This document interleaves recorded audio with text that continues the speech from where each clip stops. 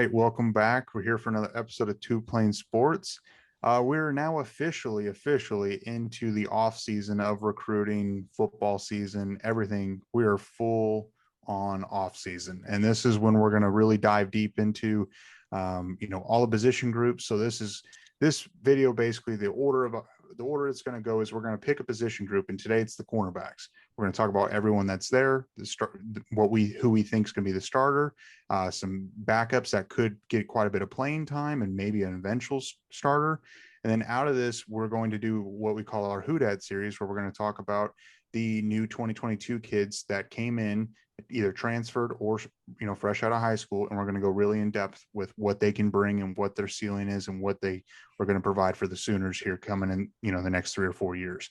So that's kind of the game plan for these types of videos. We're going to go position groups. We're going to start with corners. If you guys, we're going to move on. We don't know where we're going to move on. If you guys have a certain spot that you guys want us to start, whether it's the linebacker room, the offensive lineman room, or running backs, or whoever for the next group, just let us know. We'll jump right to it. If we get enough requests on a specific group, we'll jump right to them. But before we get going into today, I just want to say we really appreciate it. We just hit 3,300 subs. We're really trying to gun for 3,400 in the next, I don't know, let's say 2 weeks. That might be really slow, but we're going to try to be hitting 3,400 subs here pretty soon. We're nearing 1,300 Twitter followers. Get us there. Follow us on Twitter, Instagram, Spotify. Just hit the damn button. Yeah, just hit the subscribe button, turn on that notification bell, follow us on Twitter, Instagram, Spotify, Apple Podcasts. Everything's at Two Plane Sports. And like you said, just hit that button. If you're watching it, we know people keep coming back here. Only like 28% of you subscribe to us. It helps us a lot. It's free. Here's the deal. You don't even have to subscribe, or you have to subscribe, but don't turn on the notification bell. Don't turn on that notification bell. If it just go halfway, just hit the subscribe button, whatever. So, but anyway, we'll get going into today. So we're going to go over, the first part is going to be who we think the starters are going to be, just at the cornerbacks, the two, outside corners and the slot corner, the nickel back. So I personally think, I'll just say, I think CJ Colden, Woody Washington, and Trey Morrison. Trey Morrison at the nickelback spot. Jose, who do you think is going to be the starter? Colden on the other. Do what? And CJ Colden on the other outside spot? Yeah, Woody's quarterback 1, and CJ Colden out on cornerback 2. So I think it'll be CJ, Woody, and Billy Bowman at the nickel position. I'm gonna go with Washington. Obviously, I think we're all that's unanimous there. I'm gonna go Billy Nolan in the slot too, to go with Hose, and I'm still gonna stick with DJ Graham at that other outside spot. I know he kind of had a bad bowl game, got housed a couple times deep, but I feel like it's still his spot to lose, and he's not gonna lose it. Billy Bowman, yeah, I mean, he's a stud. So basically a little bit of background information on those guys. So CJ Colden, he's a transfer from Wyoming. He's actually not on the roster, or Brent Venables hasn't recognized him yet because he's still at Wyoming finishing up school. He'll be here, start the summer classes. So he's technically not on campus yet. And that's why Venables said there are only 9 transfers so far. There's actually a 10th coming, and that's Colden. Woody Washington, I think everyone knows. He's a 4-star out of the state of Tennessee. He's been a stud. He's been our best corner, I would say, overall. I don't know if you guys would disagree with me. And then Trey Morrison is a transfer from UNC. He's played all 4 years, I believe, 3 or 4 years for the Tar Heels with Mac Brown. He was a great player, and he provides a lot of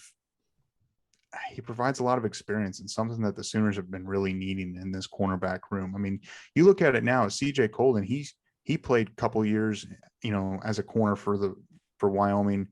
So you bring in Woody Washington, he's been starting for a couple years. You have Colden starting for a few years, Morrison, starting for a few years. That's a lot of talent. I mean, that's my projected lineup. But just right there, even if Colden doesn't start or Morrison doesn't start, just having them around, that provides a lot of experience, and something I think is going to pay dividends for these younger kids. What do you guys think? I think the key is going to be for this defensive staff and how they're going to pick the starting lineup is one, experience, and two, just who's going to put in the most effort every single play. And I mean, DJ got toasted a lot, and I'm not going to say that he wasn't putting 100% on every single play, but I think someone else can put it better on 100% on the field more consistently. That's why I don't think he'll be starting. He'll definitely still play because he had some great plays. Obviously, we all remember that crazy interception that some people believe he shouldn't have even made. Probably just put it on the ground, but it was ridiculous. But it was a really cool interception. So clearly, he's got hands to make sure that he's getting the ball back to his offense. But I think CJ is going to come in and take that spot simply because from what I've seen and what I've read, coming out of Wyoming, this guy was someone that really showed promise, and just kind of there was just roadblocks that always blocked him from reaching his full potential at Wyoming.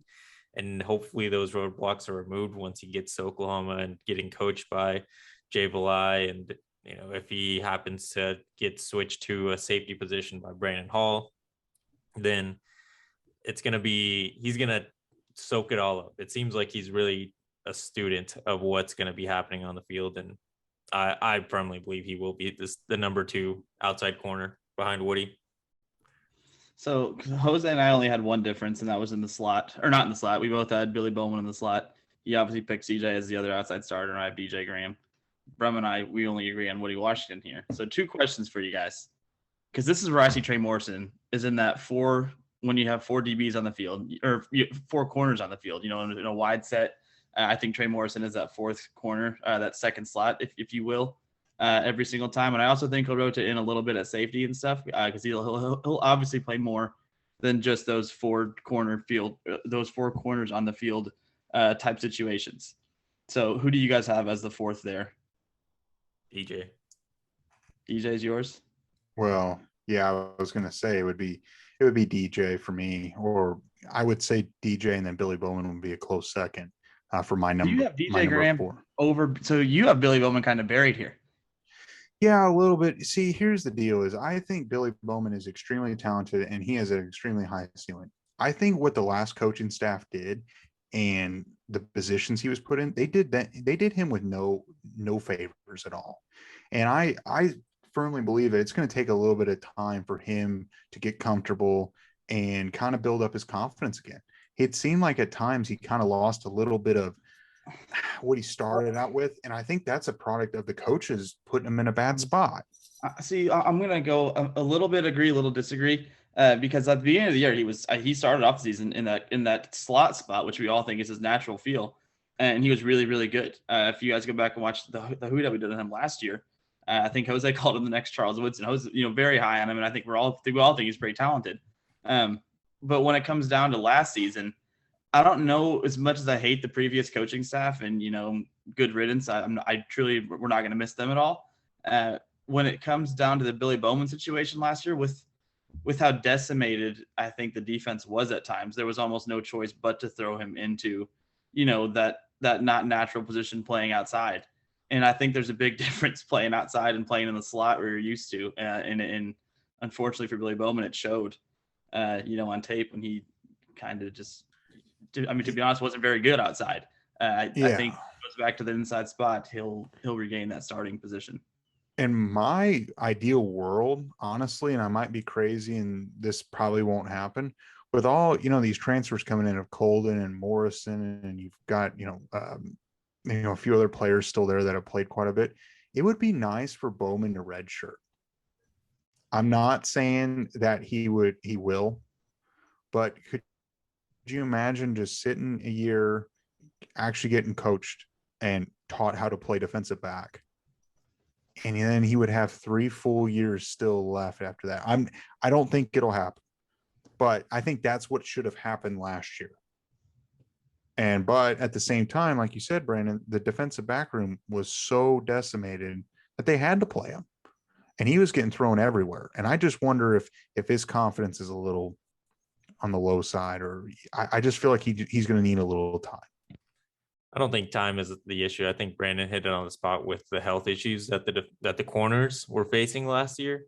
And the issue, if it's kind of been something that we bring up every time we talk about the old coaching regime, is they focused on bringing in highly ranked talent, not a lot of talent. And the problem is that when those highly ranked talented players were out for injury, there was no one to back them up. And that's the difference now. We've got people to back them up. Thinking that DJ Graham is potentially not even a starting corner moving forward, it is kind of crazy because he has been, I mean, he's been toasted, like I said, but he's also been reliable when the moment happens for him. He can make plays for this team. He kind of reminds me a little bit of Parnell Motley. We used to, whenever we were in school, we would always talk about how Parnell was getting it put in situations where he wasn't going to win every time, but that dude was always coming up with the big play in the big moment to win the game or seal the game away for Oklahoma. That's kind of where I see DJ at this point. And there's guys like Kanai, there's Eaton, you believe Billy Bowman isn't a starter, that if he's a backup, that's a really good backup to fall on if Key Lawrence stays at the corner position. So now I think talking about who's going to be starting is on the other end is also like, if these guys can, if anyone goes down, like the number 4, I liked when you guys brought up the number 4 position, because that number 4 is going to be more than likely inserted to the starting lineup if someone were to go down, because the corners, those guys are running up and down the field every single play that they're on the field for. A hamstring is going to happen to those guys all the time with the effort that they have to put in, or some sort of foot injury. Hopefully none of that happens, but corners do get hurt a lot more frequently than some other positions on the field. I think this year, not even injuries, because with last year, the injuries kind of decimated that room, and we had to put Billy Bowman and others in positions that, maybe before they were ready, or just not a good spot for them. I think this year, maybe not so much just a penciled in starting group all the time. Obviously, if Woody Washington is balling all season, if he gives up 165-yard touchdown, he's not going to get benched. You roll with it, forget about it, get it next time.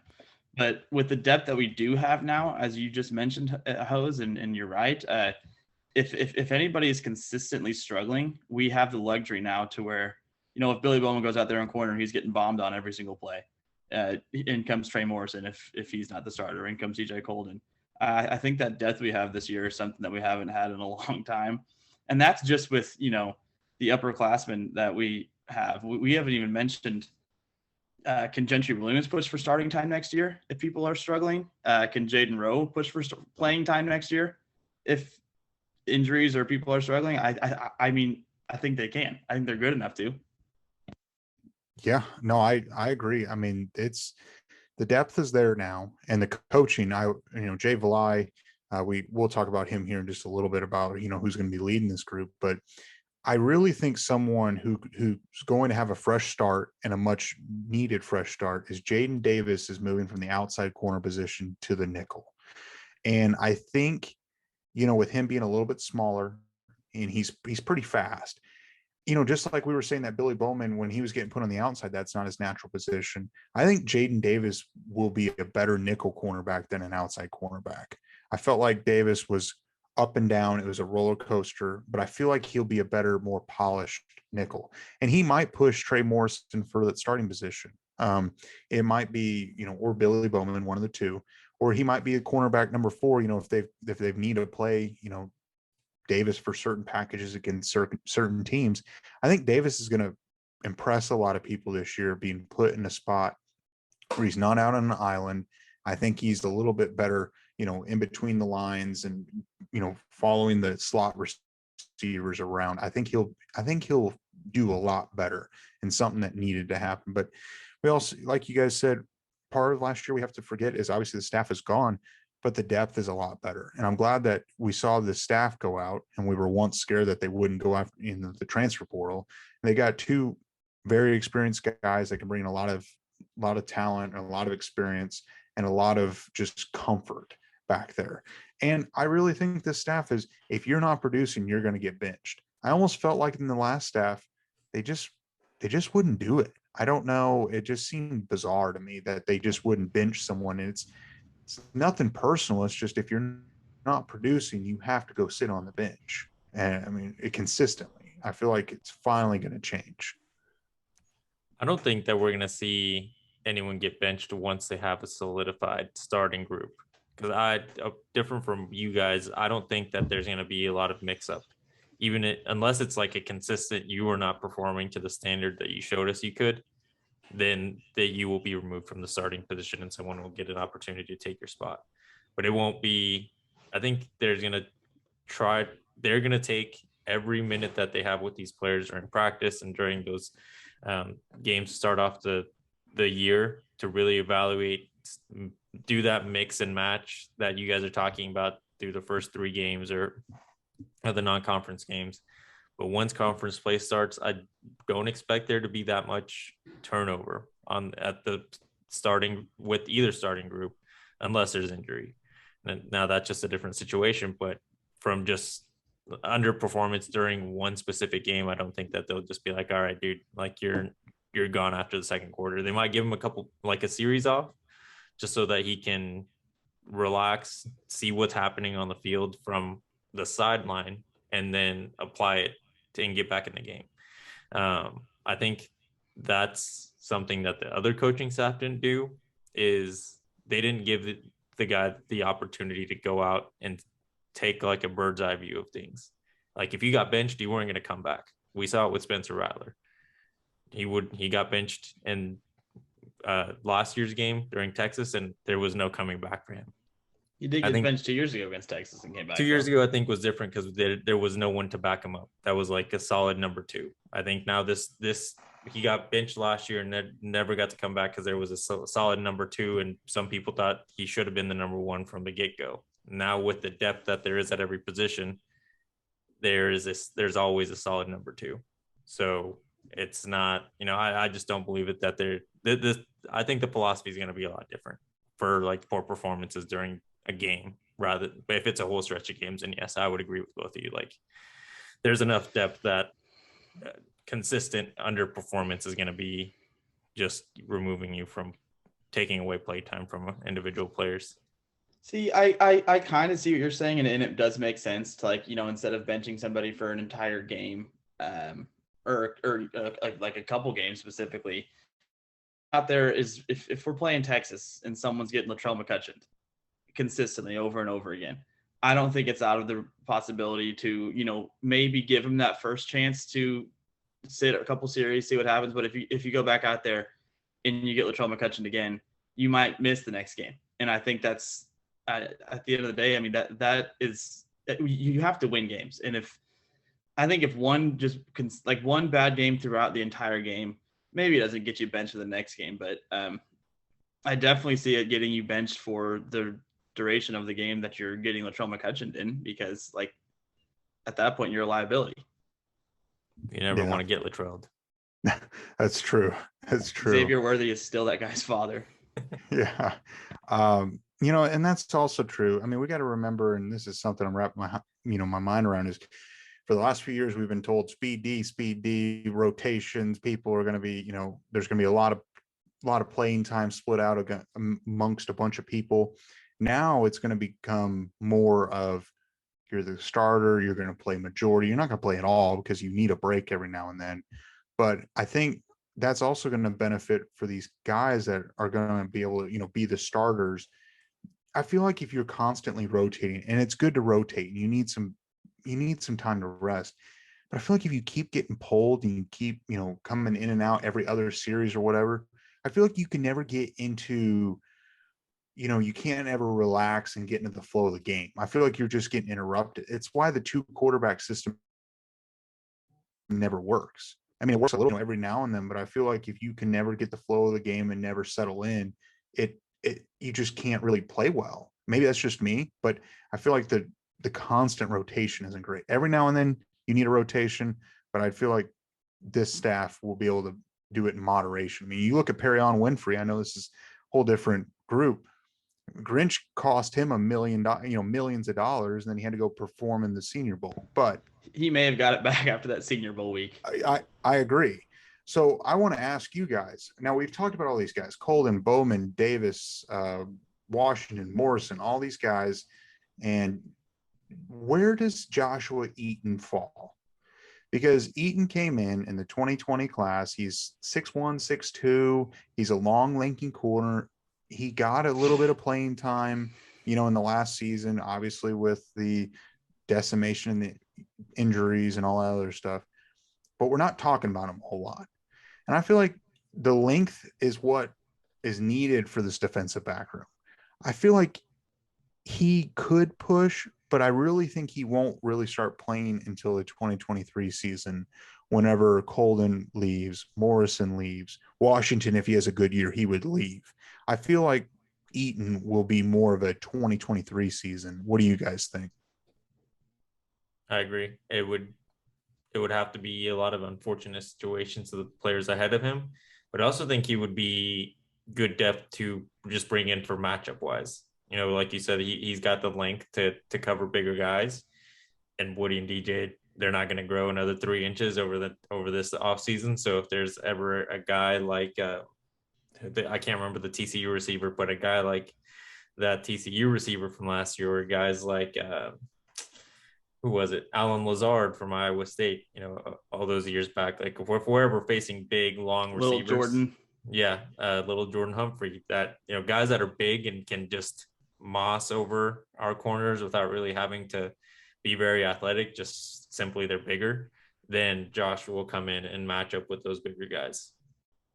I agree. I think he's going to get his fair opportunity. I think Brent Venables is going to give everybody a fair opportunity in camp, spring ball, whatever it may be, to earn that position. And I really do think it'll be a legitimate competition for those spots. But I agree, he's probably a 2023 guy. He does have the good size and length, but I just think there's too much talent on the roster right now for him to, see the field significantly this upcoming season. But I'm going to segue that into another question that we kind of talked about off air a little bit.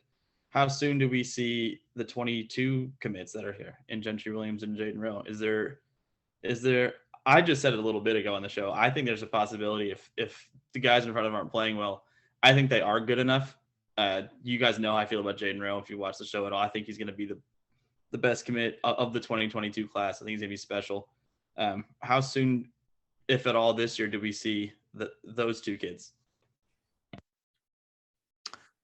Well, I mean, it's tough to say. Jaden Rowe, I don't know exactly where he's going to play.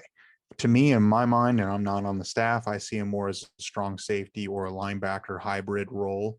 But he might play corner. I'm not 100% sure because that's what he played at Union. Gentry Williams, with his knee coming back, he's recovering, he played and all that stuff. I think Gentry could push for some time. And I think he's talented enough. I mean, he was being recruited by, tons of FBS schools, Power Fives. And, I don't know if he could jump. If he jumped Joshua Eaton on the depth chart, that would be really impressive. But I do think it's possible. I mean, if someone goes down with an injury, someone's not producing, which are very reasonable scenarios, I could see him coming on the field, and maybe he might play a few games to get him some, some experience. But if the starters are solidified, I feel like they're going to try to maintain his red shirt. Jose, what do you think? I think he will be redshirted.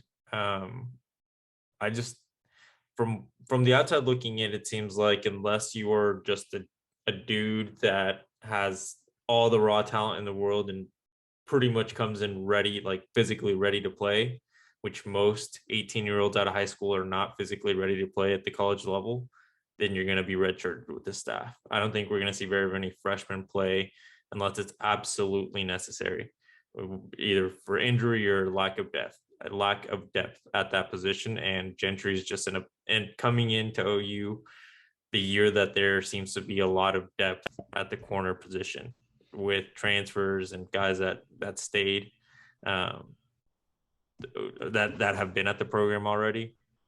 Gentry will be redshirted this year, but will likely be competing for starting minutes next year once he's gotten through a whole year of not just learning how to play in college, but getting stronger, getting faster, just overall maturing his physicality on the football field. I was going to say he is going to be Schmitty trained and not Wiley trained, though. So he's going to have Schmitty for a whole summer. So you never know exactly how physical and tough and big he could be in a summer. I imagine we'll see big jumps in not only him, but all of these freshmen just in their size and strength and stuff like that after having Schmitty for an entire summer. I guess I kind of agree. I don't know. He kind of looks like CD when CD first came to OU. CD was very long and lanky, but once he got to like year 3, dude kind of looked pretty beefed up. Looked like whatever training he was doing was working. And I think Gentry's it's gonna be a similar like transformation for him. He's kind of a long, lanky dude right now. He just needs to add on that muscle that's, especially if he's going up against bigger dudes, because it seems like the Big 12 is transforming into a just bigger receiving conference, and the SEC, if he does happen to play at OU when that transition happens, those guys are just more physical, especially in the running game. You don't want to just get pancaked every time you try to go after the running back. And Yeah, for sure. And talking about Gentry Williams and Jaden Rowe, we're going to be going into those Hoodats here pretty soon. We're going to be releasing them over the next couple weeks on them, and so be sure to stick around for that. A couple losses in the defensive back room is Latrobe Mccutchen. I don't think any of us are really necessarily very upset, especially how everything went down and tweeting and whatever. I mean, he It's a played good a time little for you to bit. say what you said a couple weeks ago. I don't want to steal your line. You steal your thunder on it. you don't like to tackle, just transfer to USC. And there he went. He's gone. Someone that's like a cornerback safety is Jeremiah Cordell. He has recently retired and is now staying on as a coach or as an analyst with this University of Oklahoma. So it's good to see that he retired, and he's staying within the program, and he ended up retiring because of concussions, which is unfortunate, but I'm glad he's staying. And it's nice of Venables to keep him on staff, and adding Caleb Kelly. It just kind of shows the Venables is trying to keep the guys. He's not trying to bring, everyone from everywhere else. He's trying to keep some of the core group. It's awesome that he's going to be on the coaching staff. Like, straight up, it's really cool. Yeah. I mean, I couldn't only imagine if you're, in his position, you're 20 years old, 21 years old, you played all your life football, and then it's taken away because of not like an ACL or something. It's just your head. It's tough to see, but I'm glad he's going to be able to get on the roster or stay with the team and help out. So with that, it's no big deal. It's a couple losses, but a couple transfers. It's good stuff. So we'll just talk quick about Jay Valai. We had a video where we talked more about the recent hires. Gosh, what was it, a couple months ago? Valai is coming in from the University of Alabama. He was the cornerback coach at Bama. He kind of bounced around. He was at Texas for a year as a defensive back coach. He was at Rutgers for a year, and he spent a couple years with the Kansas City Chiefs as far as a few defensive analyst roles and various other positions. And he's got a lot of ties around here. He played at the University of Wisconsin, I believe. And he has a lot of ties in this region because he's originally from Texas, and someone that I feel like can actually teach how to be a cornerbacks coach. He played, he's a corner in college. He knows how to coach the position. And if Nick Saban believes in him, I don't know why we would ever question, why would Venables hire him? Jose, do you have anything to add on Valai? I just think this year, hopefully he doesn't leave after this year. That's the concern I've always said about him is it seems like he's just a 1 year and then move on to your next opportunity. So that's my biggest fear about him. But it's also, if he does stick around for longer, we'll get to see exactly how he coaches, because there is no real track record of development for Valai. There's just good, decent years that he's coached for individual teams, and then he moves on. Alabama, wasn't their best defensive or passing defense, but it wasn't terrible either. I mean, they were still really good, and I think he took a lot from that experience coaching under Saban and coaching at Alabama, because like it or not, as OU fans, that is still, for right now, that is the place for coaches to go rehab and get better and move on to their next opportunity. So the fact that we got him on this defensive staff, I think is going to be really important to how those younger guys that you just mentioned, all those guys that Venables is hiring as analysts and defensive and assistants, to develop them, but also to develop the players that he has. And hopefully he sticks around for like 2 or 3 years so that we can see guys like Gentry and Jaden Rowe be really good and go into the NFL draft and say that guy's a Valai guy, rather than that Valai was here for a year and then he moved on to Wisconsin to go be their defensive coordinator or something. Well, if anybody offers him a defensive coordinator position, I think he'd be gone. That's a big upgrade, and you can't even blame the guy for that. It's a different game when you get to call the whole defense versus just defensive backs. But I think Valai, kind of like these other new hires in Todd Bates, Coach Miggy, Levy, they all of them have in common that they're pretty damn good at recruiting. And Valai specifically, as you alluded to, Brum, has those DFW ties, which is huge. I mean, you want somebody who has ties to DFW, because there's a lot of kids that we can pull from that area. And I think that's his biggest asset to the Sooners. Because as you mentioned, Hose, like there's just not a lot on his ability to develop because he does have such short stints. But the one thing that you can't deny, and we've already seen it, is the way he can recruit. Yeah. And that's something that Venables is, it seems like his top two priorities is to keep all the good kids from, the state of Oklahoma, funnel them to the University of Oklahoma, and then also establish that DFW, hotbed, get back down there and start really, I mean, not that OU wasn't getting kids from that area, but there's so much talent down there that OU is letting go to, A&M, Alabama, LSU, all these other schools.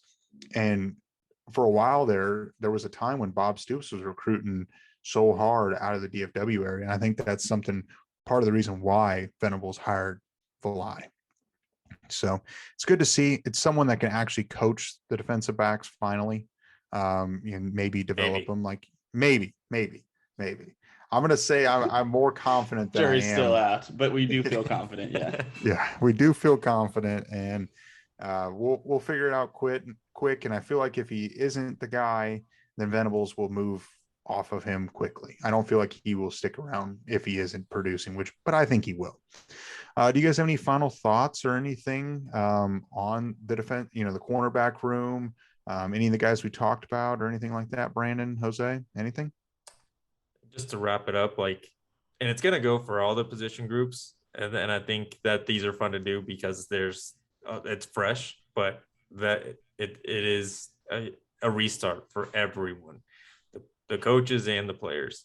So who knows? We're making our predictions based on what was done on the field, but maybe something at practice shows that Joshua Eaton should be the number 2 or number 1 corner.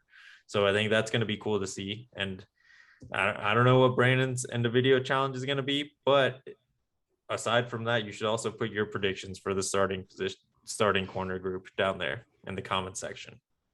Well, that's exactly what the end of video challenge is going to be. Well, there we go. Sorry, stole your thunder.